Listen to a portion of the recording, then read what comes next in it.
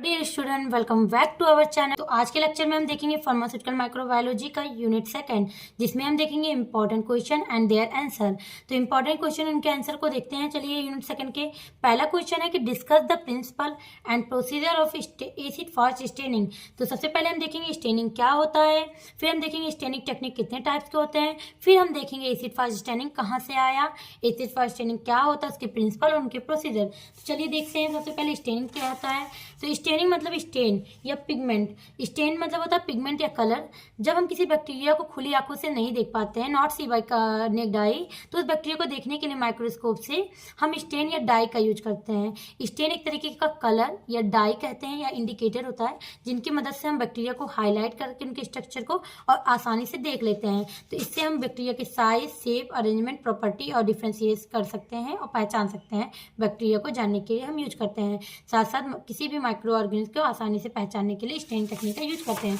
अब आप देखेंगे तो स्टेनिंग टेक्निक में स्टेन जो होता है उसमें बेंजीन रिंग और क्रोमोफोर या ऑक्सोक्रोम ग्रुप पाया जाता है।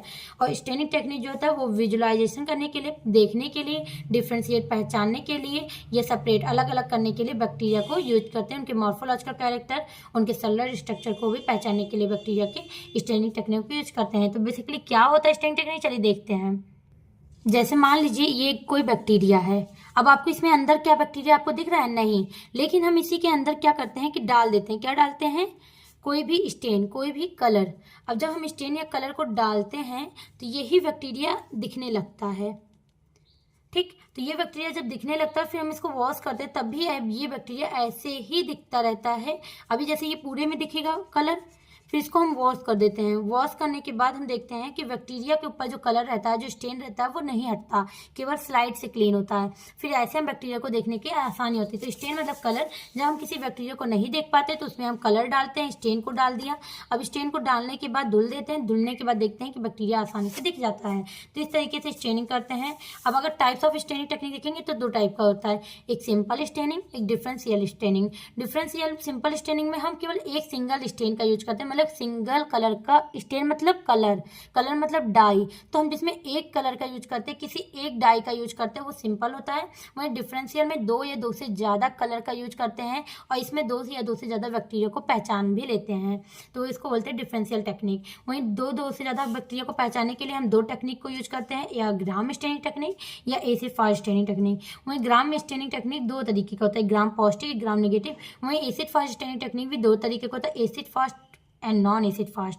तो एसिड फास्ट स्टेनिंग आपको अगर याद हो तो हम देख रहे थे एसिड फास्ट स्टेनिंग क्या होता है, एसिड फास्ट स्टेनिंग टेक्निक के बारे में। चलिए देखते हैं एसिड फास्ट स्टेनिंग क्या होता है। तो एसिड फास्ट स्टेनिंग टेक्निक अब क्या होता है, चलिए देखते हैं। क्या था हमारे क्वेश्चन, क्या था 10 नंबर में जो था लॉन्ग आंसर में, क्या था? Acid fast staining technique. सबसे पहले हमने देखा स्टेनिंग क्या होता है, स्टेनिंग टेक्निक क्या होता है, फिर हमने देखा स्टेनिंग टेक्निक कितने टाइप्स के होते हैं, उसमें एसिड फास्ट आया ना। अब एसिड फास्ट के बारे में लिखेंगे। तो अगर पेपर में बाबू पूछता है 2 नंबर में तो आप डायरेक्ट एसिड फास्ट स्टेनिंग के बारे में लिखेंगे। लेकिन अगर 10 नंबर में पूछता है तो पहले आप स्टेनिंग क्या होता है, स्टेनिंग टेक्निक क्या होता है, उसके मैथड्स, जब उसके मैथड या उसके टाइप्स में आपको एसिड फास्ट आता है तब आप इसको रेड कलर मतलब ब्लू कलर के पेन से हाईलाइट कर देंगे या ब्लैक कलर से ऐसे बॉक्स बना देंगे, फिर हेडिंग डालेंगे एसिड फास्ट स्टेनिंग। तब देखेंगे एसिड फास्ट स्टेनिंग क्या होता है। तो एसिड फास्ट स्टेनिंग को पहली बार डेवलप किए थे पॉल इल्लिच ने 1882 को। फिर उसको मॉडिफाई के बारे में थोड़ा सा और इनहेंस करके अच्छे से बताया जेल नैनसन ने 1882 टू 1883 के बीच में। और इसीलिए इसको कहते हैं कि इसको डेवलप पॉल इल्लिच ने किया, लेकिन मॉडिफाई जेल नैनसन ने किया है। और इसको हम यूज करते हैं आइडेंटिफाई करने के लिए माइकोबैक्टीरियम के, स्पेशली माइकोबैक्टीरियम के लिए ही यूज करते हैं। और माइकोबैक्टीरियम के दो कैटेगरी को आइडेंटिफाई करता है। एक माइकोबैक्टीरियम ट्यूबरक्लोसिस, जो कि ट्यूबरक्लोसिस को कैसे कॉज करता है, उसमें कौन सी बैक्टीरिया है तो उसको पहचानने के लिए। वही माइकोबैक्टीरियम लिप्रेई बैक्टीरिया को पहचानने के लिए, जो लिप्रोसी कॉज कराता है, मतलब कि जो टीबी बीमारी को, ट्यूबरक्लोसिस बीमारी को कॉज कराता है, उस बैक्टीरिया को पहचानने के लिए। और जो लिप्रोसी कुष्ठ रोग को पहचानने के लिए यूज करते हैं, बैक्टीरिया होता है कॉज करता है, उसको पहचानने के लिए करते हैं। अब एसिड फास्ट जो होता है दो टाइप का होता है, एक एसिड फास्ट, एक होता है नॉन एसिड फास्ट स्टेनिंग। तो एसिड फास्ट स्टेनिंग क्या होता है कि जो अपने आप को कलर नहीं बदलता। The acid fast organic technique do not get decolourise, जिनका कलर नहीं चेंज होता है इवन स्ट्रॉन्ग एसिड डालने पे भी, चाहे स्ट्रॉन्ग एसिड भी डालेंगे तो भी वो अपने आप को नहीं बदलते, उसको बोलते हैं एसिड फास्ट ऑर्गेनिक। और जो एसिड फास्ट होते हैं वो प्राइमरी स्टेन या कार्बोनेट फ्यूजन डालने पे भी वो अपीयर रेड कलर, लाल ही कलर के होते हैं। लेकिन जो नॉन एसिड फास्ट होते हैं वो अपने आप को आसानी से कलर को बदल देते हैं, डिकलराइज हो जाते हैं और ब्लू कलर के दिखने लगते हैं। Then not retain by primary stain, ये प्राइमरी स्टेन से कोई नहीं, कुछ भी नहीं होता है, ये काउंटर स्टेन होते हैं बाई मेथाइलिन ब्लू, ये मेथाइलिन ब्लू डालने पे ब्लू कलर का शो करता है। तो एसिड फर्स्ट जो अपने आप का कलर नहीं चेंज करता है वो हमेशा रेड दिखता है, जबकि नॉन एसिड फर्स्ट वो अपना कलर चेंज कर देता है और ब्लू कलर का दिखता है। अब चलिए देखते हैं कि कौन कौन से रिएजेंट यूज करते हैं। तो स्टेनिंग रिएजेंट में जेल नैंसन कार्बोनेट फ्यूजन का यूज करते हैं, जिसको हम ZnCF बोलते हैं। तो इस स्टेनिंग एजेंट के रूप में हम कौन सा यूज करते हैं, जेल नैंसन कार्बोनेट फ्यूजन सोल्यूशन को। वहीं बॉइलिंग वाटर को यूज करते हैं। डिकलराइजिंग एजेंट के रूप में हम एसिड सोल्यूशन अल्कोहल सोल्यूशन लेते हैं जो कि 3% HCl से बनाया जाता है। और काउंटर स्टेन के लिए हम चाहे मेथाइलिन ब्लू को लेते हैं चाहे मैलाचिट ग्रीन को लेते हैं। अगर हम मेथाइलिन ब्लू लेते हैं तो आपको याद हो एसिड फास्ट अपना कलर बदलता नहीं, तो वो हमेशा लाल ही रहता है, ठीक। लेकिन नॉन एसिड फास्ट कलर बदलता है, तो अगर मेथाइलिन ब्लू लेंगे तो ब्लू कलर दिखाएगा, वहीं मैलाचिट ग्रीन ले रहे थे तो ग्रीन कलर दिखाएगा। अब समझ में आया क्यों कलर अपना बदल दिया था। अब आता है प्रोसीजर। तो प्रोसीजर को अगर आप चाहेंगे तो कंस्ट्रक्शन भी कर सकते हैं, इसका फिगर बना सकते हैं। कहता है take a clean greasy free side. सबसे पहले क्या कहता है, take a clean grease free side, मतलब कि एकदम साफ सुथरा एक स्लाइड ले लीजिए। प्रिपेयर अ स्मेयर, स्मेयर मतलब पोतना और सैंपल को, तो आप जो सैंपल होता है उसको स्मेयर करिए। स्मेयर करने के लिए यूज करते हैं इनोक्लोटिंग लूप को। तो क्या हो गया, इनोक्लोटिंग लूप। आप कमेंट करके लिख दीजिएगा smear sample by using inoculating loop. Inoculating loop की मदद से आपने सैंपल को, जो था बैक्टीरिया का सैंपल था, उसको स्मेयर किया, फैलाया। फैलाने के बाद कहता है उसको एयर ड्राई या हीट फिक्स करो, चाहे इसको सुखवाओ चाहे हीट करो के उसको फिक्स करो ताकि ये सैंपल यहीं रहे, ठीक, हिले डुले ना। फिर उसमें हम डालते हैं ZnCF, जेल नैंसन के कार्बोनेट फ्यूजन को डालते हैं ZnCF। ZnCF मतलब था जेल नैंसन कार्बोनेट फ्यूजन। अब क्या होता है कि एसिड फास्ट बैक्टीरिया जो था वो रेड कलर का होता है, वो लाल कलर का हो गया जैसे ही स्टेन को डाले। स्टेन मतलब कलर ही है, कलर को डालेंगे तो लाल कलर का हो गया। अब क्या होता है, उस स्लाइड को हम बॉइलिंग वाटर के पास ले जाते हैं, उसको क्लीन करते हैं। क्लीन करने के बाद 3-4-5 मिनट बाद क्या होता है कि ये जब इसमें पूरा हमने सैंपल पे ZnCF को डाला था, अब इसको धुल दोगे तो जो एसिड फास्ट बैक्टीरिया होगा वो रेड कलर का ही रहेगा, वो बॉइलिंग वाटर से भी हटेगा नहीं। और एसिड फास्ट जो होगा वो क्या हो जाता है, वो रेड कलर का हो जाता है, ठीक। उसके बाद से हम उसको बॉइलिंग वाटर से क्लीन करने के बाद से कुछ देर बाद उसमें हम क्या करते हैं, डिकलराइजिंग एजेंट को डालते हैं। डिकलराइजिंग एजेंट के 30 सेकंड या 25 सेकंड 30 सेकंड बाद 1 मिनट बाद आप उसमें मेथाइलिन ब्लू को डालते हैं, तो कुछ बैक्टीरिया जो होता है वो ब्लू हो जाता है। तो इसमें जब हम इसको डालने के बाद धुल देते हैं, इसके बाद ड्राई कर देते हैं, उसके बाद से इसमें हम डालते क्या है, मेथाइलिन ब्लू। और जब मेथाइलिन ब्लू को डाल देते हैं तो कुछ बैक्टीरिया रेड रह जाते हैं और कुछ जो होता है वो ब्लू कलर का हो जाता है। तो 2 कलर के सैंपल इसमें हो जाते हैं। तो जो ब्लू कलर के हो जाते हैं वो नॉन एसिड फास्ट होते हैं, जो रेड कलर के ही रह जाते हैं, नहीं बदलते अपना कलर, वो एसिड फास्ट होते हैं। इसीलिए कहते हैं एसिड फास्ट जो होता है वो कभी भी अपना कलर नहीं बदलता कुछ भी डालने पे, जबकि नॉन एसिड फास्ट जो होते हैं वो अपना कलर बदल देते हैं। तो क्या कहता है, जब रेड कलर रहेगा तो वो बैक्टीरिया एसिड फास्ट रहता है, और जो ब्लू कलर का हो जाता है वो नॉन एसिड फास्ट होते हैं। और इनको हम यूज क्यों करते हैं, ट्यूबरक्लोसिस की बीमारी को या लेप्रोसी की बैक्टीरिया को पहचानने के लिए, ठीक। आप समझ में आया। आपका मन करे तो फिगर लाइन से बनाकर तब प्रोसीजर को भी लिख सकते हैं। अब अगला क्वेश्चन चलिए देखते हैं। हमारा अगला क्वेश्चन क्या था कि क्वेश्चन आपका है describe sterilization and detail of physical method of sterilization. इसमें आप लिखेंगे स्टरलाइजेशन क्या होता है, फिजिकल मेथड ऑफ स्टरलाइजेशन के बारे में विथ डायग्राम, ठीक। और 4th क्वेश्चन आपका है explain the source and mechanism of sterilization, merit and demerit and application of sterilization using radiation. तो यहाँ पर फिजिकल मेथड, रेडिएशन मेथड के बारे में लिखना, साथ में स्टरलाइजेशन के बारे में। तो जो स्टरलाइजेशन के बारे में यहाँ बताऊंगी वही सेम यहाँ भी आप लिखेंगे, बस रेडिएशन स्टरलाइजेशन के बारे में एक्स्ट्रा में बता दूंगी।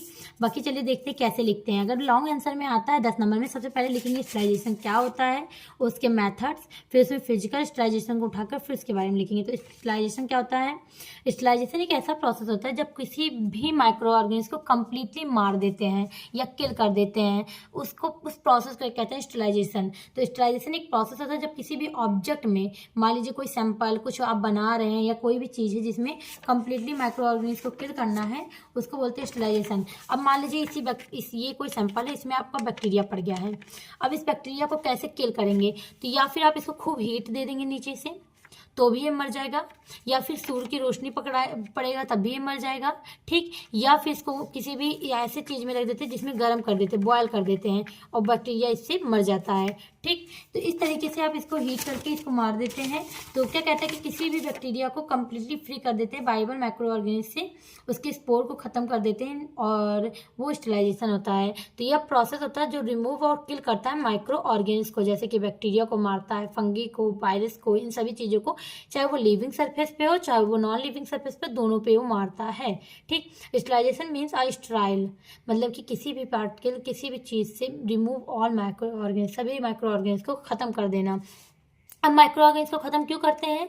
तो माइक्रो ऑर्गेनिज्म से बहुत सी डिजीज़ होती हैं, कोई भी प्रोडक्ट में पड़ जाता है तो कंटामिनेट होकर ख़राब हो जाता है, जिसकी वजह से माइक्रो ऑर्गेनिज्म का किल होना बहुत ज़रूरी होता है, इसलिए स्टेरिलाइजेशन करते हैं। तो main reason for controlling micro organism को क्यों कंट्रोल करते हैं? तो देखिए, prevent the contamination in sterile product की कंटामिनेशन को रोकता है। अब देखिए, यहाँ पर आपने पूछा था ना कि माइक्रो ऑर्गेनिज्म क्या, स्टेरिलाइजेशन क्या होता है, और मेरिट। तो जो मेरिट है ये यही है कि स्टेरिलाइजेशन को क्यों करते हैं, तो ये स्टेराइल प्रोडक्ट को कंटामिनेशन से रोकता है, पैथोजन को डिजीज कॉज होने से रोकता है, जैसे कि कुछ माइक्रो ऑर्गेनिज्म की वजह से, पैथोजेनिक माइक्रो ऑर्गेनिज्म की वजह से डिजीज होता है, जैसे माइकोबैक्टीरियम ट्यूबरक्लोसिस, माइकोबैक्टीरियम लेप्रोसी। अभी आपने खुद ही देखा है उसमें जब मैंने बताया था इसी फॉर स्टेनिंग टेक्निक और ग्राम स्टेनिंग को, तो उन सभी बैक्टीरिया की वजह से डिजीज होता है। उन डिजीज को मारने के लिए स्टेरिलाइजेशन का करना बहुत जरूरी होता है। तो प्लांट, एनिमल या ह्यूमंस में कोई डिजीज होता है तो उसके लिए स्टेरिलाइजेशन का होना बहुत जरूरी है।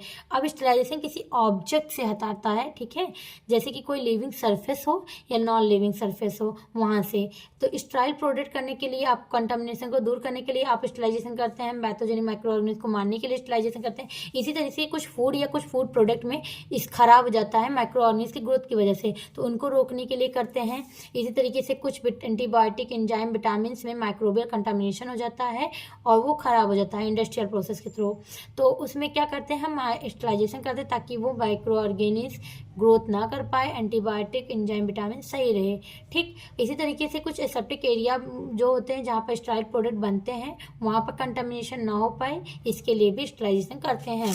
अब आता है वाई स्टेरिलाइजेशन इंपॉर्टेंट, क्यों स्टेरिलाइजेशन इंपॉर्टेंट है? तो ये इंश्योर करता है सेफ्टी किसके, फार्मास्यूटिकल प्रोडक्ट के, स्टेराइल प्रोडक्ट के। स्टेराइल प्रोडक्ट क्या होता है? ऐसे प्रोडक्ट जो इंजेक्शन, ऑप्थेल्मिक प्रिपरेशन, इन सभी चीज़ों के लिए यूज करते हैं। ऑप्थेल्मिक मतलब आँख की आई ड्रॉप है, इन सभी चीज़ें जो सेंसिटिव ऑर्गन होते हैं उनके लिए यूज किए जाते हैं, और या फिर कोई पेरेंटल इंजेक्शन के लिए बनाते हैं, तो ऐसे प्रोडक्ट को बचाने के लिए। दूसरी चीज़ है स्टेरिलाइजेशन हमको प्रोटेक्ट करता है पेशेंट को किसी भी इन्फेक्शन या डिजीज होने से, ठीक। अब आता है स्टेरिलाइजेशन मेथड कौन कौन से होते हैं, तो फिर डालेंगे physical method, chemical method, radiation method, filtration method. 4 type के स्टेरिलाइजेशन मेथड होते हैं, जिसमें हमको फिजिकल मेथड पढ़ना है क्वेश्चन 2 में, और रेडिएशन मेथड को पढ़ना है आपके क्वेश्चन 3 में। तो फिजिकल मेथड 2 टाइप के होते हैं, dry heat sterilization and moist heat sterilization. Dry heat में जो होता है, इसमें देखिए, अब ड्राई हीट मॉइस्ट हीट में अंतर क्या होता है, तो ये देख लीजिए। जो ड्राई हीट होता है वो ड्राई एयर की मदद से होता है, जैसे मान लीजिए ये कोई सैंपल है, ठीक, इसमें बैक्टीरिया ग्रोथ कर दिया। अब इनको हम, या फिर सनलाइट मतलब कि सन से कौन सी लाइट आती है, यूवी रे आती है ना, तो यूवी रे से इसको ड्राई करें, सुखवाएं और उसको फ्री फ्रॉम माइक्रो ऑर्गेनिज्म कर दें, या फिर हम इनको रेड हीट दे दें, या फिर हम इनको जला दें, बर्न कर दें फिर, और बर्न करके क्या हो जाए, एसएस बन जाए, मतलब कि कोयला बन जाए, जला दे तभी बैक्टीरिया मर जाएगा, सूर्य की रोशनी से बन जाए, रेड हीट बन जाएगा, ठीक। तो ये जो होता है, ये सारे मेथड जो होते हैं ये ड्राई हीट होते हैं, ठीक, ड्राई हीट होते हैं। और देखो, सनलाइट वाला को सनलाइट बोलते हैं, इसको रेड हीट बोलते हैं, इनको इंसरेशन बोलते हैं, इंसिनरेशन, ठीक, ये होता है। इन सभी से सूखा, देखिए इसमें कहीं वाटर पार्टिकल आया नहीं, सूखा है तो यहाँ पर कोई वाटर नहीं होता है, लेकिन वहीं एक होता है मॉइस्ट हीट। आपने 2 पढ़ा ना, एक ड्राई हीट होता है, एक मॉइस्ट हीट। तो जो मॉइस्ट हीट होता है बाबू, उसमें वेपर होता है, क्या होता है, वेपर, लिक्विड, मतलब कि जैसे कि कोई कुछ होते हैं जिसको हम स्टीम देते हैं, क्या होता है कि नीचे रख देते हैं पानी, ऊपर इसको स्टीम रख कर भाप देते हैं, नीचे से वेपर आता है। तो वेपर की वजह से यहाँ पर आप अगर देखेंगे वेपर की वजह से ऊपर वाटर पार्टिकल्स रहते हैं, वाटर प्रेजेंट होते हैं, तो ये स्टीम के थ्रू होता है। इसी को बोलते हैं मॉइस्ट हीट। ठीक है, तो मॉइस्ट हीट में वाटर रहते हैं, जबकि ड्राई हीट में वाटर नहीं रहता है। इसमें बहुत ज़्यादा हीट दिया जाता है, ओवर हीट दिया जाता है, बहुत हाई टेम्परेचर रहता है, जबकि यहाँ पर हीट नहीं देकर इसमें वेपर देते हैं और ज़्यादा कम प्रेशर टेम्परेचर पे भी आराम से बैक्टीरिया किल हो जाता है। चलिए देखते कैसे। तो फिजिकल मेथड दो होते हैं, ड्राई हीट, एक मॉइस्ट हीट। ड्राई हीट में आप डायरेक्ट फ्लेम देते हैं, जैसे मैंने रेड हीट को बताया, और हॉट एयर ओवन का यूज करते हैं। हॉट एयर ओवन जैसे ओवन आप जिसमें पिज्जा बनता है उस तरीके से ही ओवन हॉट एयर ओवन भी होता है। वहीं मॉइस्ट हीट में आप पास्चराइजेशन, टेंडराइजेशन एंड ऑटोक्लेव का यूज करते हैं। तो चलिए देखते हैं फिजिकल मेथड का पहला, जिसमें आपको पढ़ेंगे ड्राई हीट के बारे में। तो कहते हैं ड्राई हीट जो होता है इसमें हॉट एयर को विथ लो मॉइस्चर, जिसमें मॉइस्चर नहीं होता है, हॉट एयर को यूज करते हैं, वो किल करता है बैक्टीरिया और वायरस को, इसीलिए तो ड्राई हीट बोलते हैं इसको, क्योंकि ड्राई एयर या हॉट एयर का यूज करते हैं। ये बहुत रिलेबल और रैपिड मेथड होता है। ये प्रोटीन डिनेचुरेशन, मतलब कि किसी भी बैक्टीरिया के प्रोटीन को तोड़ देता है, ऑक्सीडेटिव डैमेज करता है और टॉक्सिक इफेक्ट कॉज नहीं होने देता है। ठीक, बैक्टीरिया को कंप्लीटली किल कर देता है, वो होता है ड्राई हीट। और ड्राई हीट का मैकेनिज्म देखेंगे तो इसमें हाई टेम्परेचर और लंबे समय तक टेम्परेचर बहुत ज़्यादा देते हैं बैक्टीरिया को किल करने के लिए। ठीक है, और ड्राई एयर के प्रेजेंस में ही होता है, काफ़ी ज़्यादा हॉट हीट रहता है, हॉट एयर रहता है, इसकी वजह से। तो microorganism destroy the when hot and dry air कर जाता है, उसकी वजह से सेलुलर कंपोनेंट जो होता है उसका टूट जाता है, प्रोटीन उसका ब्रेक डाउन हो जाता है, और प्रोटीन के टूटने से वो आगे ग्रोथ नहीं कर पाता है, और यह ऐसे ही बैक्टीरिया माइक्रो ऑर्गेनिज्म के सेल को डेथ कर देता है। तो इसमें 4 मेथड होते हैं, सनलाइट, एक रेड हीट। सनलाइट को ड्राइंग भी कहते हैं, क्योंकि हवा का लगना ही सनलाइट यूवी रे से पड़ता है, हवा उससे ही सूखता है। रेड हीट बर्निंग को कहते हैं। इंसरेशन, फ्लेमिंग अलग अलग है, लेकिन दोनों एक साथ एक ही जैसा माना जाता है। Hot air oven. तो चलिए देखते हैं सबसे पहले सनलाइट। सनलाइट में हम क्या कहते हैं कि स्टलाइज करते हैं बाय यूवी रे, सन की रोशनी से, सूर्य की रोशनी से हम स्टलाइज करते हैं, और सूर्य की रोशनी में क्या होता है, यूवी रे होता है, उससे हीट करते हैं, तो वो सनलाइट होता है। वही रेड हीट जो होता है ये full destruction of contaminated material को पूरी तरीके से खत्म करता है, जैसे इनोकुलेटिंग वायर्स, बंसन बर्नर, ये के मदद से हम लोग रेड हॉट करते हैं। जैसे यहाँ बंसन बर्नर लगा है, अब कोई भी पार्टिकल इसको मतलब इस पे जहाँ से हीट आ रहा है उसी पे रख देते हैं, इस तरीके से वो बैक्टीरिया कम्प्लीटली मार देता है। अब यहाँ से हटाते नहीं हैं। वहीं फ्लेमिंग और इंसलेशन में यही अंतर होता है। जो फ्लेमिंग होता है बाबू, यहाँ हीट तो देते रहते हैं लेकिन फ्लेम करते रहते हैं, मतलब कि जैसे ये है ऐसे ऐसे हिलाते रहेंगे, हीट नीचे आग लग रहा है, यहाँ पर ऐसे ऐसे हिलाते रहेंगे, ये ऐसे मूवमेंट करता रहता है। और क्यों ऐसा करते हैं, ताकि अगर मान लीजिए कुछ ऐसे प्रोडक्ट भी होते हैं जो जैसे जो ग्लासवेयर्स हीट करने पे ओवर ज़्यादा हीट करेंगे तो वो ब्रेक डाउन हो जाएंगे, तो ब्रेक डाउन ना हो ताकि ऐसे ऐसे मूवमेंट करते रहते हैं ताकि वो ब्रेक डाउन ना हो, और वो जो पार्टिकल है वो हीट होकर स्टरलाइज हो जाए और बैक्टीरिया वहाँ का किल हो जाए। ठीक, तो इस तरीके से करते हैं। तो जो रेड हॉट होता है उसको क्या करते हैं कि बंसन बर्नर पे रेड हॉट देते हैं, डायरेक्ट और रखते हैं और स्टरलाइज करते हैं। वहीं इंसनरेशन में क्या होता है, इंसनरेशन में मैंने आपको बताया था कि कोई भी पार्टिकल को जैसे आग जला दें, उसमें डाल दें, उससे क्या होता है कि वो कोयला बन जाएगा, बैक्टीरिया कम्प्लीटली किल हो जाता है। ठीक है, इस तरीके से उसको बर्न कर देते हैं, जो बैक्टीरिया होता है उसको डिस्ट्रॉय करने के लिए। वहीं इनफ्लेमिंग में क्या होता है, ऐसे मूवमेंट करते रहते हैं, फ्लेम देता रहता है। ठीक है, इस तरीके से। और हॉट एयर ओवन, अब आता है hot air oven. Hot air oven जो होता है वो इंसुलेटेड चैम्बर होता है, जिसमें हॉट और ड्राई एयर जाता है हाई टेम्परेचर पे। अब मैं आपको बता दूं, एक तरीके जैसे हॉट एयर ओवन नहीं होता है कि ओवन नहीं है तो जिस पे पिज्जा बनाते हैं, उसमें क्या होता है कि हॉट एयर ज़्यादा जाता रहता है, और वहाँ पर जो ऑब्जेक्ट रखते हैं वो एयर की मदद से बना देते हैं, और 5-10-15 मिनट में ही पिज़्ज़ा बन के तैयार हो जाता है। उसी तरीके से हॉट एयर ओवन में भी हम जो होता है, जो जिस भी ऑब्जेक्ट में रहता है माइक्रो बैक्टीरिया उसको रख देते हैं, प्लेस कर देते हैं, और उसको रखने के बाद से हॉट एयर और हाई टेम्परेचर देते हैं, और वो स्टरलाइज हो जाता है। और स्टरलाइज किस किस चीज़ को करते हैं, तो एक चीज़ ध्यान दीजिएगा, हॉट एयर ओवन में हमेशा थर्मोस्टेबल प्रोडक्ट को ही रखते हैं।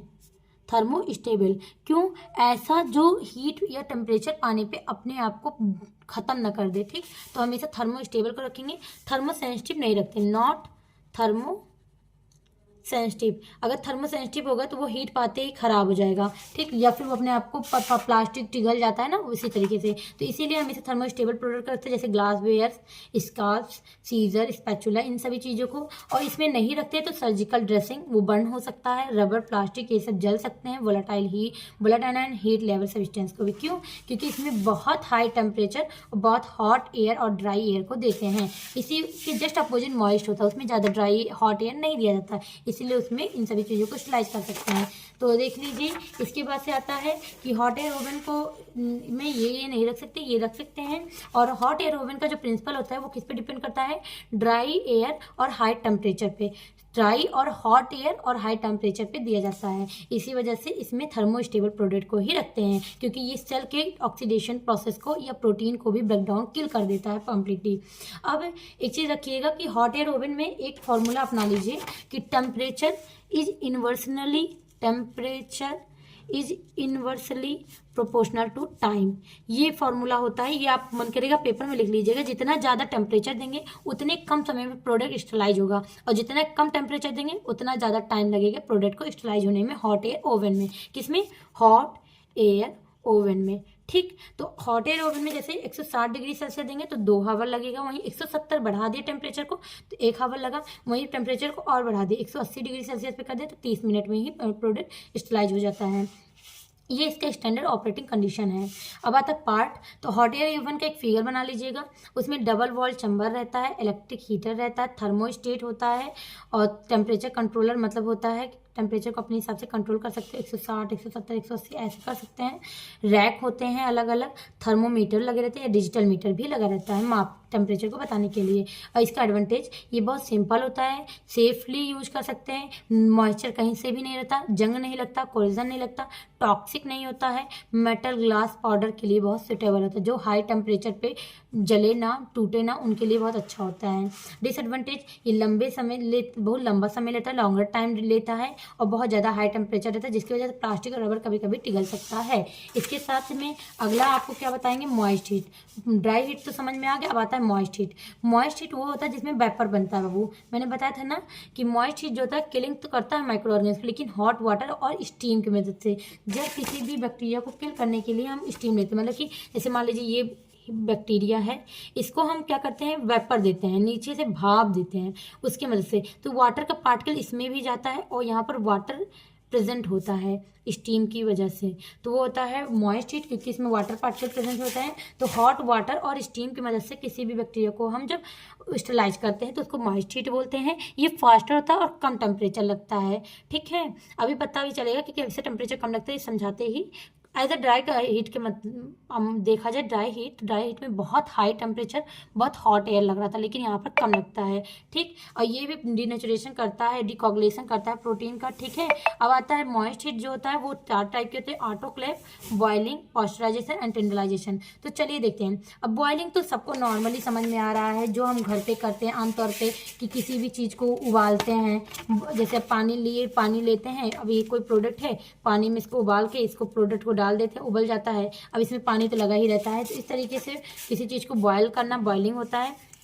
अब ऑटोक्लेव का आता है। अब आपके मन में आता है कि आखिर ऑटोक्लेव होता क्या? तो चलिए देखते हैं। प्रेशर कुकर जानते हैं? वही ऑटोक्लेव एक तरीके का प्रेशर कुकर होता है, जैसे प्रेशर कुकर होता है वो सीटी देता है, ठीक। तो आप कोई सामान रखते हैं, जैसे आप याद करिए, प्रेशर कुकर और कढ़ाई, अगर आप किसी चीज़ को प्रेशर कुकर में रखते हैं तो वो जल्दी बनता है एज़ कम्पेयर टू कढ़ाई, क्योंकि कढ़ाई में वो टाइम लेता है, जो चीज़ खुले में बन रहा है वो टाइम लेता है। वहीं प्रेशर कुकर में क्या होता है कि क्या बनता रहता है? वेपर और स्टीम बनता रहता है, वेपर या स्टीम बनता रहता है।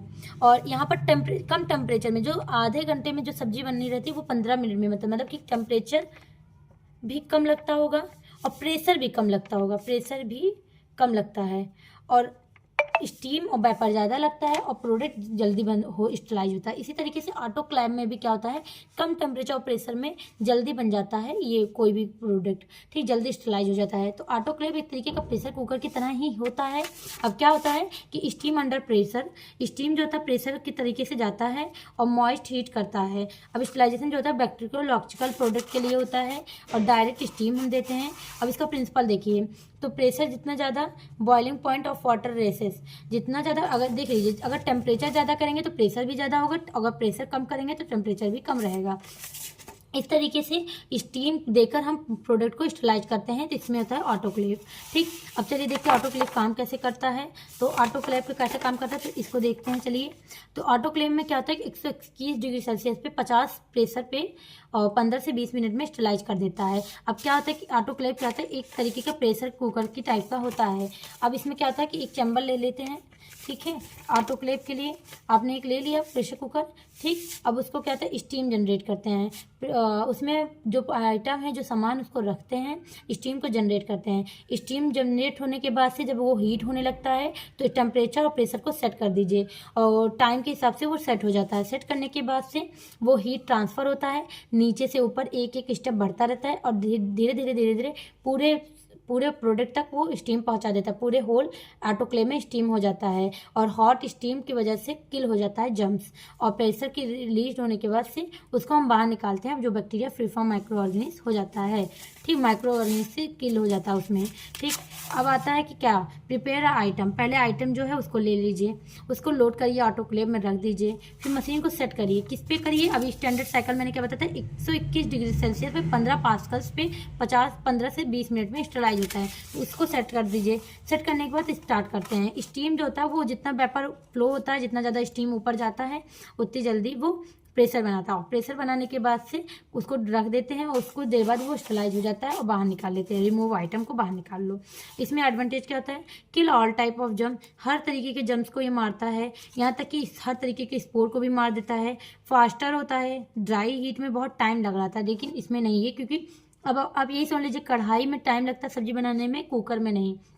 उसी तरीके से ऑटोक्लेव भी कुकर नुमा ही होता है, इसलिए जल्दी काम करता है। वहाँ पर वेपर हवा इधर उधर निकल नहीं पाती है, तो क्या होता है वो वेपर बनती रहती है, स्टीम बनता रहता है, जल्दी काम करता है। नो हार्मफुल, कोई हार्मफुल नहीं है, सस्ता भी है, आसानी से यूज कर सकते हैं। ठीक है, अब आता है कि इसका डिसएडवांटेज क्या होता है कि हीट सेंसिटिव आइटम जैसे कि प्लास्टिक, पाउडर, ऑयल, ये सब चीज़ें वाटर वेपर को पाकर अपने आप को खराब कर सकती है, इसलिए वो उन सभी चीज़ों के लिए सही नहीं है। रस्ट मेटल के लिए अच्छा नहीं है। फिर जो वेट आफ्टर स्टरलाइजेशन, कुछ आइटम होता है जो गीले ही रह जाते हैं स्टरलाइजेशन के बाद, जो दिक्कत करती है। और इसमें इलेक्ट्रिसिटी, वाटर और मशीन बहुत बड़ा होता है। इलेक्ट्रिसिटी की बहुत ज़्यादा ज़रूरत होती है, वाटर की, और मशीन बहुत ज़्यादा बड़ा होता है। ठीक, अब यूजेस, हम ग्लासवेयर को स्टरलाइज करने के लिए यूज करते हैं, इंस्ट्रूमेंट को, ड्रेसिंग कल्चर मीडिया को, और ये हॉस्पिटल, लैब और क्लिनिक इंडस्ट्री में यूज होता है। अब याद करिए तो हॉट एयर ओवन में जो नहीं हो पा रहा था वो यहाँ पर हो जा रहा है ऑटोक्लेव से। अगला है टेंडलाइजेशन।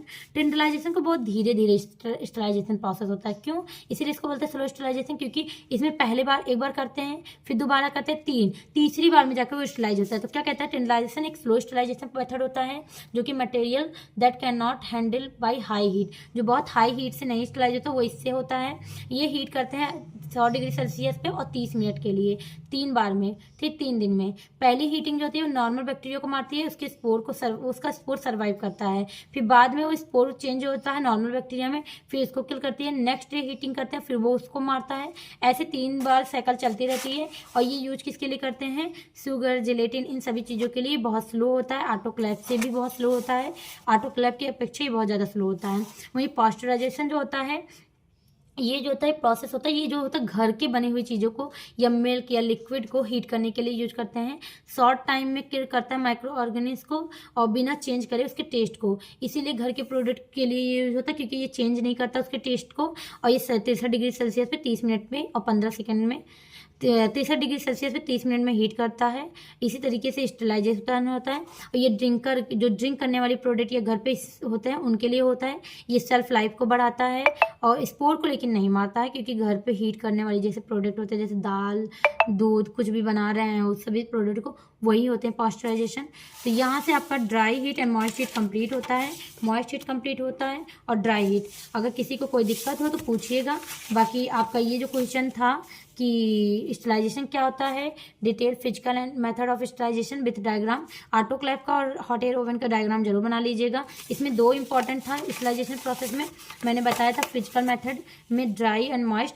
वहीं ड्राई में सबसे इंपॉर्टेंट होता है हॉट एयर ओवन, मॉइस्ट में सबसे इंपॉर्टेंट होता है ऑटोक्लेव। इन सभी की फिगर्स बना लीजिए, इनके बारे में बहुत ज़्यादा ब्रीफ में लिख लीजिएगा। बाकी अगला देखते हैं, चलिए अगला क्वेश्चन देखते हैं। देखेंगे explain the source mechanism of sterilization, merit demerit application of sterilization using radiation. मतलब कि स्टरलाइजेशन क्या होता है, उसके सोर्स या मतलब मेथड जो थे सारे प्रोसीजर, उसको मेरिट डीमेरिट स्टरलाइजेशन का क्या है, एप्लीकेशन क्या है, और रेडिएशन स्टरलाइजेशन के बारे में कि रेडिएशन स्टरलाइजेशन क्या होता है, उसके क्या एप्लीकेशन है, उसके क्या डीमेरिट्स हैं और उसके क्या मैकेनिज्म हैं। तो चलिए देखते हैं। अब याद करिए तो इसमें मैंने सेकंड क्वेश्चन में स्टरलाइजेशन क्या होता है उसका physical method of sterilization with diagram बताया था। तो उसमें मैंने बताया था स्टरलाइजेशन क्या होता है, सेम वही चीज़ें यहाँ भी लिख दीजिए। स्टरलाइजेशन एक प्रोसेस होता है जो कि किसी भी माइक्रो ऑर्गेनिज्म को टोटली फ्री फ्रॉम कर देता है, वाइबल माइक्रो ऑर्गेनिज्म को। मतलब ये किसी भी ऑब्जेक्ट को अगर हम स्टरलाइज करेंगे तो उसमें से माइक्रो ऑर्गेनिज्म पूरी तरीके से किल या मर जाएगा या फिर रिमूव हो जाएगा, ठीक है। तो उसको स्टरलाइजेशन कहते हैं। माइक्रो ऑर्गेनिज्म जैसे बैक्टीरिया को किल करता है, फंगी को, वायरस को। स्टरलाइजेशन एक स्टराइल वर्ड से बना है जिसको कहते हैं remove of all micro organism. फिर आता है मेरिट। तो क्यों हम स्टरलाइजेशन करते हैं, तो स्टराइल प्रोडक्ट को कंटामिनेशन ना हो पाए इसको रोकने के लिए। ऐसे ही कुछ माइक्रो ऑर्गेनिज्म की वजह से डिजीज होता है, उन माइक्रो ऑर्गेनिज्म को किल करता है। इसी तरीके से कुछ फूड प्रोडक्ट में माइक्रो ऑर्गेनिज्म का ग्रोथ करके वो स्पॉइल मतलब खराब हो जाता है और उसमें माइक्रोबियल ग्रोथ कर लेता है। तो ऐसे फूड एंड फूड प्रोडक्ट को डिकम्पोजिशन होने से रोकने के लिए भी हम स्टरलाइजेशन करते हैं। और कुछ ऐसे बैक्टीरिया होते हैं, एंटीबायोटिक होते हैं, एंजाइम होते हैं, विटामिन होते हैं, वो फर्मेंटेशन कर लेते हैं और माइक्रोबियल ग्रोथ कर लेते हैं। तो माइक्रोबियल को डेथ करने के लिए, प्रिवेंट करने के लिए हम स्टरलाइजेशन करते हैं। और कुछ एसेप्टिक एरिया में भी हम स्टरलाइजेशन करते हैं। जैसे कोई स्टराइल डोजेज फॉर्म को बनाते हैं, जैसे पेरेंटल प्रोडक्ट होता है, इंजेक्शन है, या आँख की कोई भी ड्रग को बनाते हैं, इंजेक्शन, इन सभी चीज़ों को, तो ये लोग भी स्टराइल डोजेज फॉर्म होते हैं। मतलब कि सेंसिटिव ऑर्गन के लिए होते हैं, बहुत ज़्यादा अच्छे से एसेप्टिक एरिया में बनाना रहता है। तो ऐसी चीज़ों को भी स्टरलाइजेशन करते हैं। अब कहते हैं वाई स्टरलाइजेशन इंपॉर्टेंट है। तो स्टरलाइजेशन हमको सेफ्टी देता है किसी भी फार्मास्यूटिकल स्टराइल प्रोडक्ट को, जैसे इंजेक्शन हो, चाहे आँख की ड्रग हो। अब ये सोच लीजिए आँख की ड्रग अगर स्टरलाइज नहीं रहेगा तो हमारी आँखों को ख़राब कर सकता है ना। तो ऐसा ना कर पाए इसके लिए ऑप्थेल्मिक प्रिपरेशन हो चाहे पेरेंटल प्रिपरेशन, इन सभी को स्टरलाइजेशन करते हैं और प्रोटेक्ट करते हैं पेशेंट को इन्फेक्शन होने से। इसके लिए भी स्टरलाइजेशन जरूरी होती है। तो ये मैंने बताया ही था।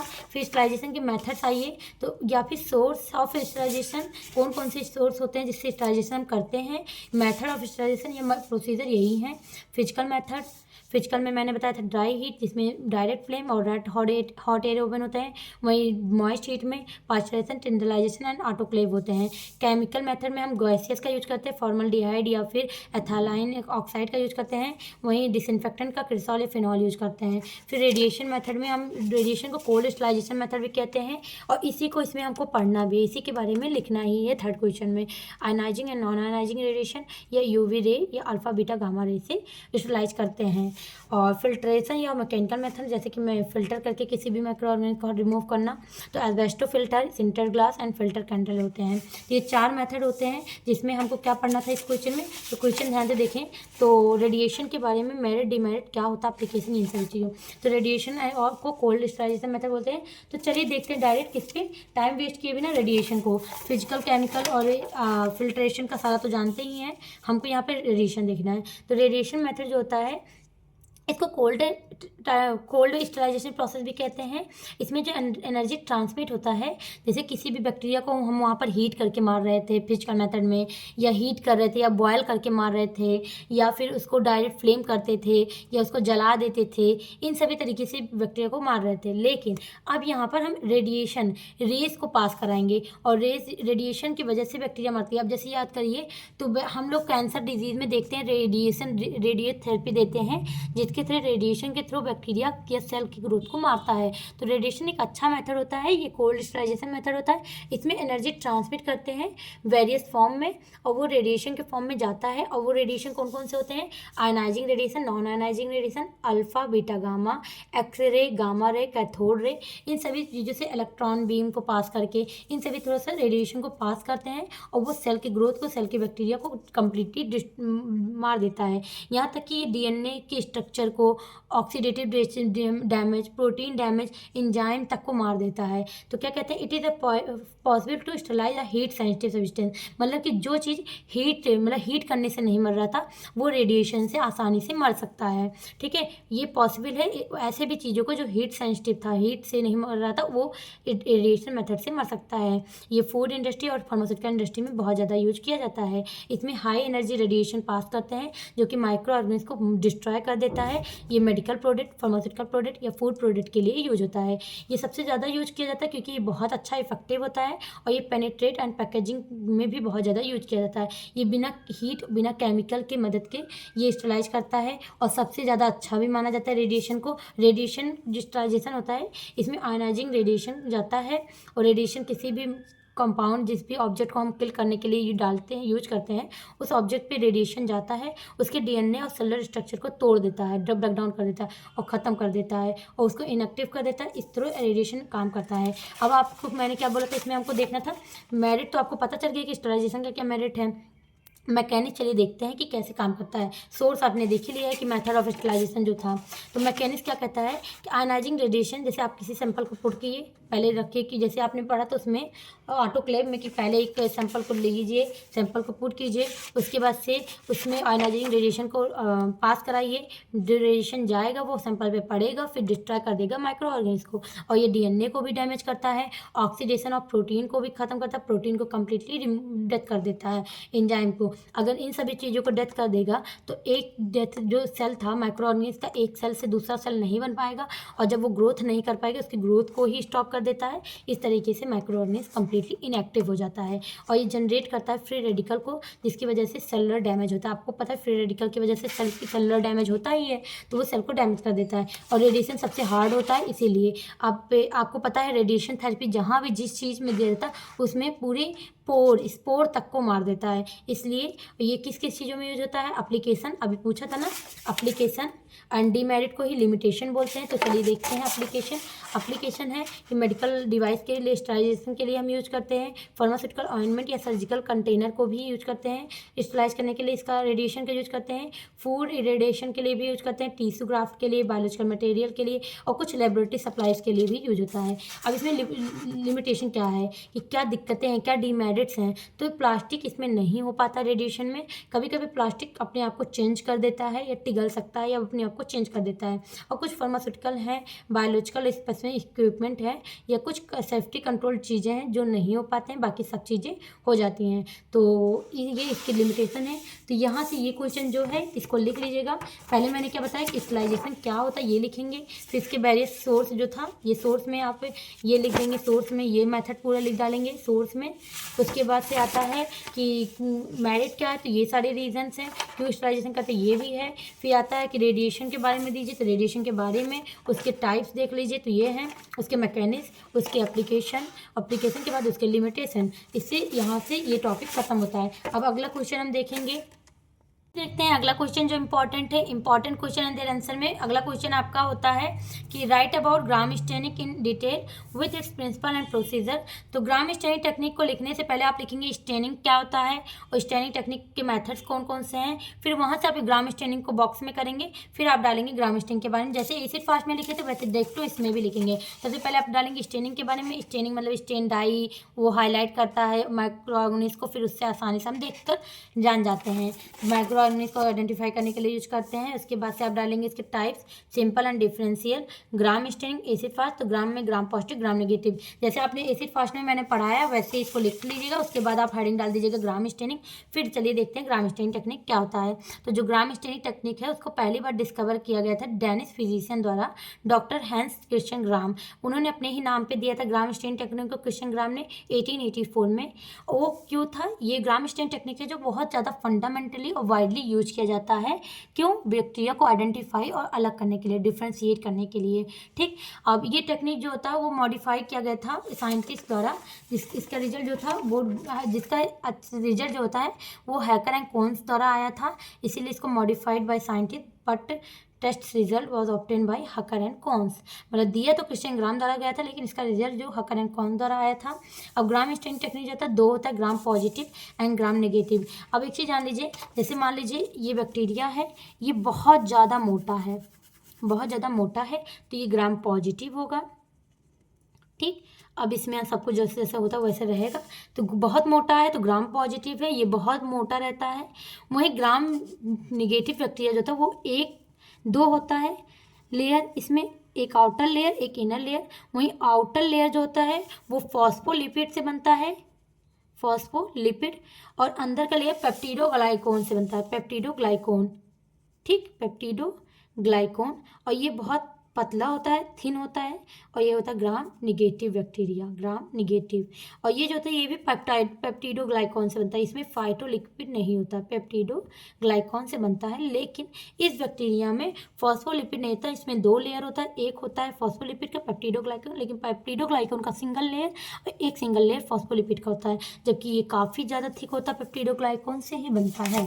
तो क्या कहता है, जो ग्राम पॉजिटिव होता है बैक्टीरिया वो बहुत थिक होता है, मैंने बताया ही है, और ये ब्लू कलर का होता है। किस कलर का होता है, ब्लू कलर का। वहीं ग्राम नेगेटिव जो होता है वो पिंक कलर का होता है, उसकी सेल वॉल जो होता है पेप्टिडोग्लाइकॉन का होता है, लेकिन उसके ऊपर एक अपर लेयर जो होता है वो फॉस्फोलिपिड का होता है। ठीक, अभी मैंने बता दिया ग्राम पॉजिटिव ग्राम नेगेटिव क्या अंतर है। अब जो ये होता है ग्राम स्टेन टेक्निक, इसके लिए आपको एक फ्री स्लाइड ले लीजिए, बैक्टीरियल सेल का सस्पेंशन ले लीजिए, नक्रोम वायल लूप, वही जो मैंने वायल लूप यहाँ पर बताया था, इनोकुलेटिंग करने के लिए वायल लूप का यूज होता है, इनोकुलेटिंग लूप उसी को बोलते हैं नाइक्रोम वायल लूप। ठीक, फिर प्राइमरी स्टेन के रूप में क्रिस्टल वायलेट ले लीजिए, वहीं ग्राम आयोडीन ले लीजिए, मॉडर्न ग्राम आयोडीन ले लीजिए, डिकलराइजिंग एजेंट के रूप में आप 95% का अल्कोहल ले लीजिए, काउंटर स्टेन के लिए बेसिक फ्यूजन या सफ्रेनिन ले लीजिए। प्रिंसिपल वही है कि ग्राम पॉजिटिव होगा तो वो थिक पेप्टिडोग्लाइकॉन का लेयर बनाएगा जो कि क्रिस्टल वायलेट कलर का होगा, पर्पल कलर का या वायलेट कलर का दिखेगा। वहीं ग्राम नेगेटिव होगा तो डिकलराइजिंग एजेंट के रूप में पिंक या रेड कलर का देगा। ठीक है, ये पतला लेयर रहेगा, पेप्टिडोग्लाइकॉन करेगा, आउटर मेम्ब्रेन जो था फॉस्फोलिपिड करेगा। ठीक है, इसका प्रिंसिपल हो जाता है। इसके बाद चलिए देखते हैं इसका प्रोसीजर क्या होता है।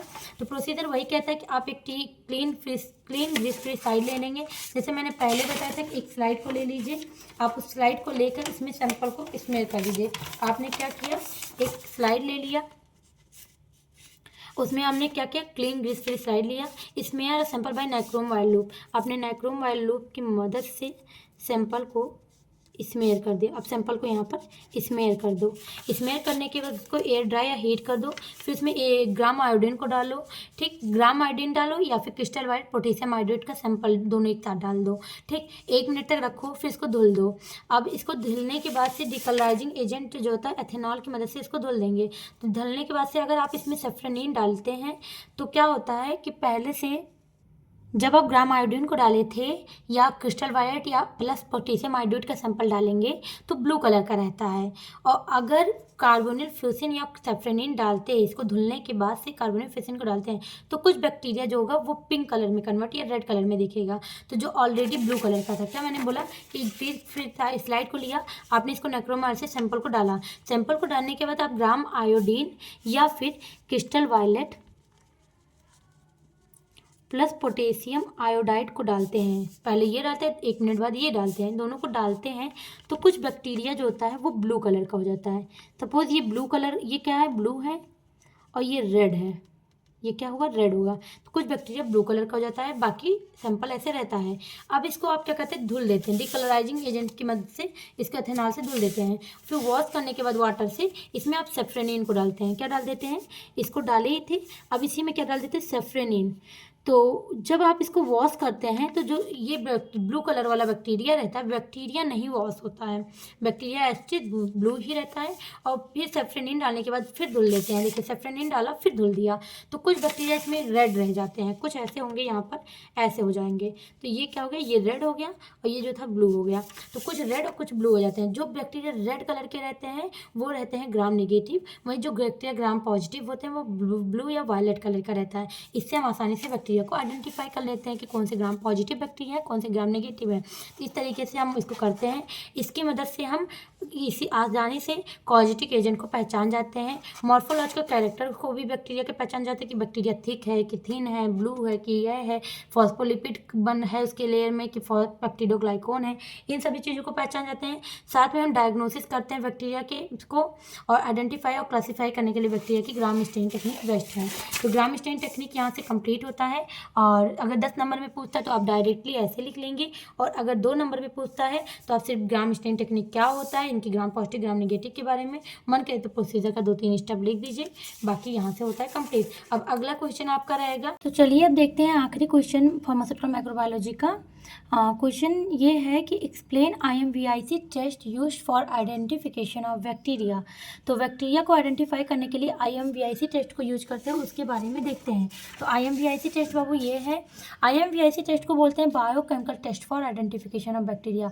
बायोकेमिकल टेस्ट बोलिए चाहे IMVIC टेस्ट बोलिए, दोनों एक ही है। और ये क्यों होता है IMVIC टेस्ट? तो कुछ ऐसे बैक्टीरिया होते हैं जो बहुत छोटे होते हैं शेप साइज में, उन्हें हम आइडेंटिफाई नहीं कर पाते हैं, चाहे स्टेनिंग टेक्निक से करें चाहे माइक्रोस्कोप से, हम दोनों से उनको नहीं आइडेंटिफाई कर पाते हैं। उसके लिए हम यूज करते हैं बायोकेमिकल टेस्ट। ये बायोकेमिकल टेस्ट को ही बोलते हैं IMVIC टेस्ट। और ये बायोकेमिकल टेस्ट में क्या होता है, बायोलॉजिकल टेस्ट और केमिकल टेस्ट होता है। ठीक, तो IMVIC टेस्ट यही होते हैं। ये IMVIC टेस्ट जो होते हैं ये किस बैक्टीरिया को पहचानते हैं, ये दो इंटीरियो बैक्टीरिया को पहचानते हैं, चाहे ये इकोलाई होगा चाहे ई इरोजन होगा। तो इन तरीके के बैक्टीरिया को पहचानने के लिए हम IMVIC टेस्ट को करते हैं। तो IM जो होता है इंडोल टेस्ट, और IM का I का फॉर्मूला होता है इंडोल टेस्ट, M का मेथाइल रेड टेस्ट, V का बोगस प्रेस्क्योर टेस्ट, एंड C का सिट्रेट यूटिलाइजेशन टेस्ट है। तो यहाँ देखिए इंडोल और मेथाइल रेड टेस्ट होता है वो इकोलाई बैक्टीरिया को आइडेंटिफाई कराता है, जबकि वोगस प्रोस्क्योर एंड सिट्रेट जो होता है ई एरोजन में पॉजिटिव रिजल्ट देता है। तो चलिए देखते हैं पहला टेस्ट इंडोल टेस्ट क्या होता है। तो इंडोल टेस्ट जो होता है, जो ये ई कोलाई बैक्टीरिया होता है, ये जाता है और ट्रिप्टोफैन को कन्वर्ट कर देता है इंडोल में, जबकि ई एरोजन का काम तो होता नहीं कन्वर्ट करने का। तो ई कोलाई बैक्टीरिया ही केवल ऐसा बैक्टीरिया होता है जो ट्रिप्टोफैन को कन्वर्ट करता है इंडोल में, और यही इंडोल में हम अगर कोविक रिएजेंट डालते हैं तो रेड कलर का हो जाता है। तो ये दिखाता है कि इकोलाई बैक्टीरिया प्रेजेंट है। और अगर किसी उसमें माइक्रो ऑर्गेनिज्म में इकोलाई बैक्टीरिया नहीं प्रेजेंट होगा तो वो इंडोल बनाएगा नहीं, दूसरी चीज़ रेड कलर नहीं शो करेगा। ठीक, तो अगर किसी में इकोलाई बैक्टीरिया प्रोड्यूस है तो इकोलाई बैक्टीरिया जो होता है वो इंडोल को प्रोड्यूस करता है ट्रिप्टोफैन में जाकर। तो ट्रिप्टोफैन से ट्रिप्टोफेनेज के प्रेजेंट में इंडोल बनाता है, पायरुविक एसिड बनाता है। फिर ये इंडोल को हम डिटेक्ट करते हैं कि क्या ये इंडोल ही है, तो उसके ऊपर हम कोविक रिएजेंट को डालते हैं। अगर कोविक रिएजेंट को डालते हैं in the presence of HCl and butanol तो रेड कलर देता है। इस रेड कलर शो करता है कि हाँ ये इकोलाई बैक्टीरिया ही प्रेजेंट है। तो इंडोल टेस्ट की पद्धति से हम जान जाते हैं इकोलाई बैक्टीरिया प्रेजेंट है या नहीं है।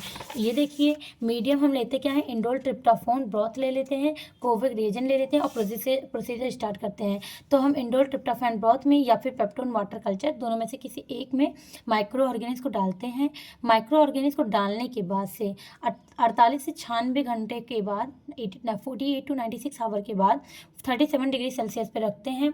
इतने टाइम के बाद देखते हैं कि 0.5 ml कोविक रिएजेंट डालने के बाद वो मिक्स करते ही लाल कलर का हो जाता है, एक अल्कोहलिक लेयर भी बनाता है। ये लाल कलर पॉजिटिव रिएक्शन को शो करता है और दिखाता है कि हाँ उसमें ई कोलाई बैक्टीरिया प्रेजेंट था, उस माइक्रो ऑर्गेनिज्म में ई कोलाई बैक्टीरिया प्रेजेंट था। और देखिए रिजल्ट चेरी रेड कलर या डार्क रेड कलर का बैंड शो करना ही इसका रिजल्ट होता है। जो रेड कलर होता है वो दिखाता है कि हाँ सैंपल में ई कोलाई बैक्टीरिया प्रेजेंट है। इस तरीके से हम बैक्टीरिया को पहचान लेते हैं। इसी तरीके से आपका सेकेंड जो है मेथाइल रेड टेस्ट। तो चलिए अब देखते हैं मेथाइल रेड टेस्ट कैसे होता है। तो आपका मेथाइल रेड टेस्ट है वो भी ई कोलाई बैक्टीरिया को पहचानता है। अब वो कैसे करता है, तो जो ई कोलाई बैक्टीरिया होता है वो ग्लूकोज के साथ बनाता है एसिड। वहीं एक चीज़ याद रखिएगा, जब ई कोलाई बैक्टीरिया रहेगा तो वो ग्लूकोज के साथ क्या बना देता है, एसिड को बना देता है। वहीं ई एरोजन बैक्टीरिया एसीटोन को बनाता है। किसको बनाता है, एसीटोन को। याद रखना ई कोलाई के साथ उसने क्या बना दिया, ग्लूकोज को कन्वर्ट कर दिया एसिड को। तो अगर किसी भी सैंपल में एसिड होगा, मतलब ई कोलाई बैक्टीरिया होगा, तो वो ग्लूकोज को एसिड में कन्वर्ट करेगा। अब इस एसिड की मदद से हम पहचान जाएंगे। देखिए जैसे क्या कहता है, तो बैक्टीरिया जो होता है वो ऑक्सीडाइज करता है ग्लूकोज को और कन्वर्ट करता है एसिड में। किस एसिड में, lactic acid, acetic acid, formic acid, इन सभी में कन्वर्ट करता है। और जब एसिड में वो कन्वर्ट करता है तो वो एसिड किस कलर में कन्वर्ट होता है, एक इंडिकेटर डालते हैं मिथाइल रेड, जिसका नेचर ही होता है एसिड में रेड और बेस में येलो। तो हम मिथाइल रेड को डालते हैं तो रेड कलर आ जाता है, और एसिड में जो इकोलाई बैक्टीरिया एसिड प्रोड्यूस किया था उसमें वो रेड कलर आ जाता है। तो इससे पता चल जाता है कि मिथाइल रेड टेस्ट पॉजिटिव और इकोलाई बैक्टीरिया प्रेजेंट है। वहीं अगर उसको डालने पे येलो कलर आ रहा है, इसका मतलब कि ई ओरिजिन प्रेजेंट है और मिथाइल रेड टेस्ट नेगेटिव। ठीक, तो देखिए ये हो गया क्या कि प्रोडक्शन ऑफ एसिड, ये सब चीज़ें हो गई। इकोलाई एरोजन इसके बेस पे डिपेंड करता है। तो अगर एक तरीके से देखा जाए तो ये जो IMVIC टेस्ट है, इन चारों से हम इकोलाई एरोजन दोनों को पहचान लेते हैं। लेकिन किस में पॉजिटिव आ रहा है, किस में निगेटिव, तो पॉजिटिव आता है इंडोल और मेथाइल रेड में, वहीं निगेटिव आता है ई एरोजन और उसमें ई कोलाई बैक्टीरिया, और ई एरोजन जो होता है बोगस प्रोस्क्योर टेस्ट और सिट्रेट में आता है पॉजिटिव, वहीं ई कोलाई जो होता है इंडोल और मेथाइल रेड में आता है पॉजिटिव। तो यहाँ हो गया। तो देखिए हमने क्या लिया, माइक्रो ऑर्गेनिज्म को ग्लूकोज फॉस्फेट ब्रोथ में, क्योंकि हमने ग्लूकोज के साथ कन्वर्ट हुआ था ना एसिड में, तो वो किए। उसके बाद से देखते हैं कि 37 डिग्री पे 2 से 5 दिन तक रखते हैं, उसमें 5 ड्रॉप मेथाइल रेड को डालते हैं, तो वो रेड कलर का अगर एसिड वो प्रोड्यूस करेगा, अगर वो एसिड प्रोड्यूस किया तब वो आ जाएगा ई कोलाई बैक्टीरिया होगा और रेड कलर बना लेगा। अगर वो एसिड ना प्रोड्यूस करके नॉन एसिड को प्रोड्यूस करता है, तो वो बेस को अगर प्रोड्यूस करता है या कोई भी नॉन एसिड प्रोड्यूस करता है, तो वो इंटीरियर एरोजन तब होगा जब मेथाइल रेड डालने पे येलो कलर आता है। तो ये होता है इसका प्रोसीजर। वहीं आप देखेंगे तो रिएजेंट हमने कौन सा यूज किया था, तो मेथाइल रेड इंडिकेटर को यूज किया था।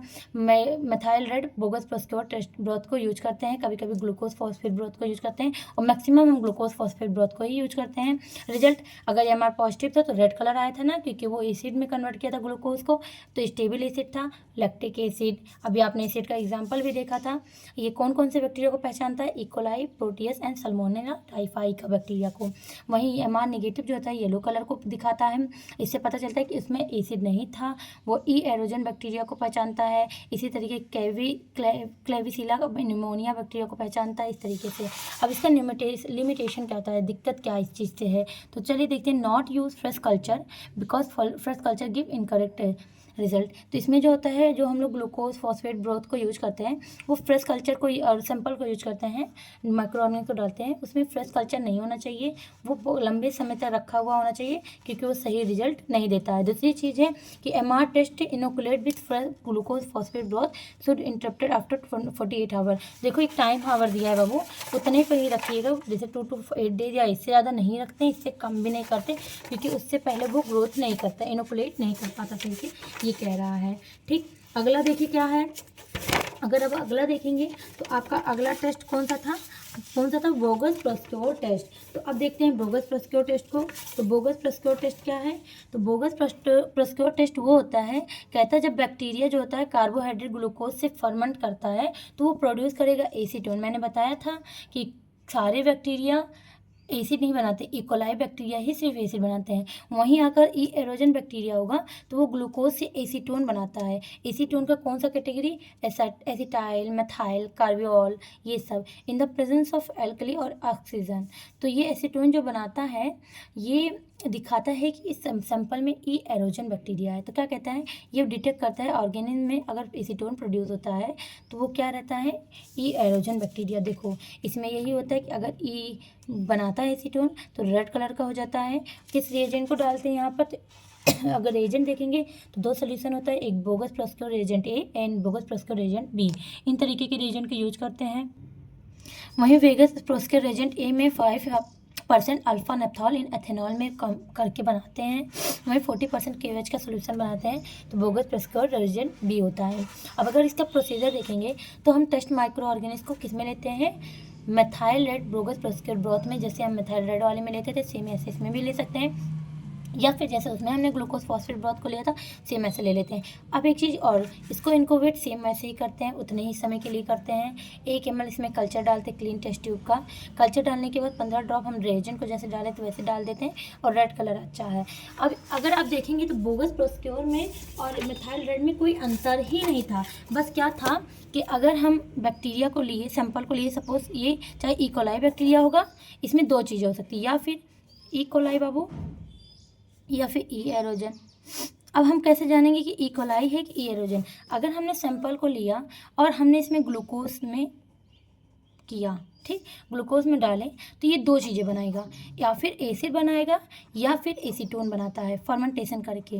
अब इसमें जो जो प्रेजेंट है वो सब तो बाद में आप डाल दीजिएगा। अब ये एसिड भी बना सकता है, लैक्टिक एसिड आगे अगर जितनी एसिड को मैंने बताया था, या फिर एसीटोन। अगर जैसे एसीटोन में मैंने एसिटाइल ये सारी बताई थी वो चीज़ें, एसिड बनाता है तो ये दिखाता है कि जो बैक्टीरिया यहाँ सैंपल था उसमें कौन सा बैक्टीरिया था, ई कोलाई बैक्टीरिया था। लेकिन वहीं अगर एसीटोन बनाया तो दिखाता है सैंपल में ई एरोजन था। तो अगर ई इकोलाई बैक्टीरिया में एसिड बनता है, इकोलाई बैक्टीरिया है तो ये पॉजिटिव, अगर बेस एसीटोन बनता है और एरोजन बैक्टीरिया है तो ये पॉजिटिव। यही इसका सेम है, बाकी सब प्रोसीजर सब चीज़ें सेम है। रिएजेंट आपने दोनों में मन कहे तो ग्लूकोज फॉस्फेट ब्रोथ ले सकते हैं, क्योंकि दोनों में हमने क्या यूज़ किया, ग्लूकोज, तो ये दोनों में सब सेम होगा। ठीक, सैंपल आप जो ले रहे हैं उसी में लीजिए, आपको प्रेजेंट पता ही तो करना है कि इकोलाई बैक्टीरिया है कि एरोजन। अगर बोगस प्रोस्कोर टेस्ट करने पे ये आता है तो ये इकोलाई एरोजन है, वहीं अगर मेथाइल रेड कर रहे थे तो ये आ रहा था। अगर आप देखेंगे तो डिटो सेम सेम है। ये देखिए अंत में क्या होता है कि रेड कलर आ जाता है, और रेड कलर दिखाता है कि ये बोगस प्रोस्कोर टेस्ट पॉजिटिव है और इसमें इकोलाई बैक्टीरिया है। देखिए सेम ऐसे ही है, पॉजिटिव शो करता है, रेड कलर आता है, कलर ऑब्टेन होने के बाद एसीटोन का प्रेजेंट दिखाता है और ये एरोजन का कम्बिनेशन हो जाता है। वहीं अगर बोगस प्रोस्कोर नेगेटिव होता है तो रेड कलर नहीं आएगा, येलो कलर आएगा। ठीक, और एसीटोन भी नहीं फॉर्म करेगा, तो दिखा देता है कि ये इकोलाई है। समझ में आया? एक चीज़ और ध्यान रखिए, मिथाइल रेड में हम देखते क्या थे कि ग्लूकोज के प्रेजेंस में अगर ये रेड दिया तो ये पॉजिटिव था। ठीक, मिथाइल रेड में अगर ग्लूकोज के प्रेजेंस में ये एसिड बनाता है एसिड बनाता है और रेड कलर देता है तो ये पॉजिटिव था। वहीं ग्लूकोज के प्रेजेंस में ये एसिड ना बनाता है, नहीं बनाया, नो एसिड बनाया और येलो कलर दे दिया तो ये नेगेटिव था। इसी के जैसे सेम बोगस प्रोस्क्योर टेस्ट में क्या हुआ, बोगस प्रोस्क्योर टेस्ट में क्या हुआ कि आपने देखा होगा कि ये देखिए बोगस प्रोस्क्योर में क्या होता है कि बोगस प्रोस्क्योर टेस्ट में क्या हुआ कि हमने सेम इसको ग्लूकोज को लिया, ठीक, अगर वो एसीटोन बनाया, एसीटोन को रेड कलर और तब ये पॉजिटिव, यहीं रेड कलर यहाँ भी पॉजिटिव है, लेकिन प्रेजेंट क्या कर रहा है, एसीटोन, यहाँ भी पॉजिटिव, लेकिन क्या बनाया था, एसिड, तो ये डिफरेंस होता है। वहीं ग्लूकोज के प्रेजेंट में ये बनाता नहीं है, नॉट एसीटोन प्रोड्यूस, और एसीटोन नहीं बनाकर ये येलो कलर दे देता है तो ये नेगेटिव। तो कलर दोनों में पॉजिटिव रेड को दिया था, नेगेटिव येलो को दिया है, लेकिन यहाँ एसिड बनाया था, यहाँ एसीटोन। आप ये देख लीजिए कि यहाँ क्या बनाया था, एसीटोन बनाया था, एसीटोन के प्रेजेंस में ये पॉजिटिव हुआ था। देखो एसीटोन बनाया है और रेड कलर शो किया तो ये पॉजिटिव, और वहीं एसीटोन नहीं बनाया है, no acetone, not form acetone, yellow colour देता है, नो रेड कलर, तो ये नेगेटिव। तो यही कहता है कि बोगस प्रोस्क्योर टेस्ट से हमको इकोलाई एरोजन बैक्टीरिया का पता चलता है, साथ में हम इसको एंटीरियो बैक्टीरिया को भी पहचानते हैं। ये ग्लूकोज फर्मेंटेशन पाथवे में यूज होता है। इसके बाद से आप अगला देखेंगे कि हमने ये सब चीज़ें देख ली है और लास्ट में हम कौन सा टेस्ट देखने वाले थे, सिट्रेट यूटिलाइजेशन टेस्ट। तो चलिए अब देखते हैं सिट्रेट यूटिलाइजेशन टेस्ट कैसे है बाबू। ये बहुत आसान है। इसके बाद से यहाँ से ये होता है IMVIC टेस्ट का एंड। ठीक, तो सिट्रेट यूटिलाइजेशन टेस्ट जो होता है इसको हम क्या करते हैं कि सिट्रेट को लेते हैं, हम इसको एरोजन बैक्टीरिया में डालते हैं, क्योंकि ये एरोजन को फाइंड करने के लिए होता है। जरूरी नहीं है एरोजन में डालते, लेकिन अगर ये एरोजन में जाता है तो ये क्या बनाता है, दो चीज़ें। अभी आपका स्टेप एक बार सिंपल से समझिए कि प्रोसीजर क्या है। आपने सिट्रेट को लिया, सिट्रेट जो होता है वो एरोजन बैक्टीरिया के प्रेजेंट में क्या बना लेता है, ऑक्जेलिक एसिड या एसिटिक एसिड। क्या बनाता है, सिट्रेट एरोजन बैक्टीरिया के प्रेजेंट में ऑक्जेलिक एसिड या फिर एसिटिक एसिड। ये ऑक्जेलिक एसिड और एसिटिक एसिड क्या बनाता है, pyruvic acid. Pyruvic acid carbon dioxide के प्रेजेंट में सोडियम को लेकर सोडियम कार्बोनेट बनाता है, और सोडियम कार्बोनेट में जैसे ही हम ब्रोमोथाइमोल ब्लू को डालते हैं तो ये ग्रीन से पार्शियन ब्लू आता है, तो दिखाता है कि ये एरोजन बैक्टीरिया प्रेजेंट है, और अगर नहीं आता तो नहीं दिखाता। अब इसको देखेंगे तो ये कहीं ना कहीं सिट्रेट एक सोर्स होता है सी का, विटामिन सी का एक सोर्स होता है सिट्रेट। और सिट्रेट जो होता है ये इंटीरियो बैक्टीरिया स्पेशलिस्ट को बताता है, ई कोलाई और एरोजन को बताता है। इसमें हम देखते हैं कि ब्रोमोथाइमोल ब्लू इंडिकेटर को डालते हैं तो ग्रीन से ब्लू कलर में आता है तो हो जाता है। मीडियम हम इसमें डालते हैं सिट्रेट अगार को, मैंने कहा था सिट्रेट को अगार या ग्रीन स्लैंड को यूज करते हैं, सिमोन सिट्रेट अगार। ये मैंने बोला ना सिट्रेट में आप डालते हैं एरोजन, तो वही सिट्रेट है। फिर इंग्रेडिएंट सोडियम सिट्रेट को भी ले सकते हैं, अमोनियम डाइहाइड्रोजन फॉस्फेट को ले सकते हैं, ब्रोमोथाइमोल ब्लू इंडिकेटर अगार को ले सकते हैं। अब देखिए आपने सिट्रेट को लिया, उसमें आपने इसको एरोजन को डाला, ये यहाँ तक ठीक है।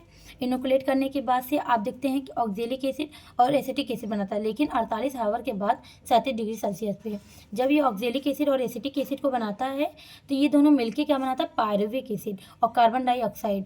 ये ऑक्जेलिक एसिड एसिटिक एसिड क्या बनाता है, पायरुविक एसिड। ध्यान से सुनो, दोनों। सिट्रेट एरोजन बैक्टीरिया को पाया, बना दिया ऑक्जेलिक एसिड और एसिटिक एसिड। और सिट्रेट जो होता है एरोजन बैक्टीरिया को किन के प्रेजेंस में लेता है, सिट्रेट परमेनेज एंजाइम के प्रेजेंस में। वहीं सिट्रेट एंजाइम के प्रेजेंस में वो ऑक्जेलिक एसिड और एसिटिक एसिड बनाया। ये ऑक्जेलिक एसिड एसिटिक एसिड मिलकर पायरुविक एसिड को बनाता है और एक्सेस कार्बन डाइऑक्साइड को भी बनाता है। यही कार्बन डाइऑक्साइड सोडियम के मिलने से सोडियम बाइकार्बोनेट बनाता है। और सोडियम बाइकार्बोनेट में ब्रोमोथाइमोल ब्लू इंडिकेटर डाला था मैंने, और वो डालने के बाद ग्रीन से पार्सियन ब्लू कलर आया था। इसको दिखाता है कि सिट्रेट प्रेजेंट है, क्योंकि ग्रीन से ब्लू कलर आने का मतलब है कि एरोजन बैक्टीरिया प्रेजेंट है और सिट्रेट का सही टेस्ट है। क्या कहता है कि अगर पॉजिटिव रिजल्ट तब होता है जब वो ब्लू कलर का आता है और इंडिकेट करता है कि सिट्रेट प्रोड्यूस कर रहा है, सिट्रेट बन रहा है।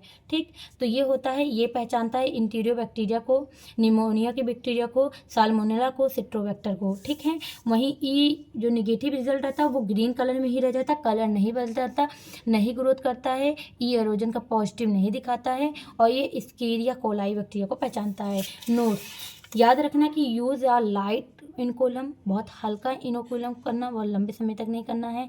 हैवी इनोकुलम जो होता है वो रिजल्ट पॉजिटिव नहीं देता है। ठीक, तो ये हो गया सिट्रेट यूटिलाइजेशन टेस्ट। तो यहाँ से biochemical test for identification of bacteria, biochemical test IMVIC test complete होता है। किसी को कोई दिक्कत हो तो प्लीज़ कमेंट कीजिएगा और please like, subscribe and share trick pharmacy channel. Thank you.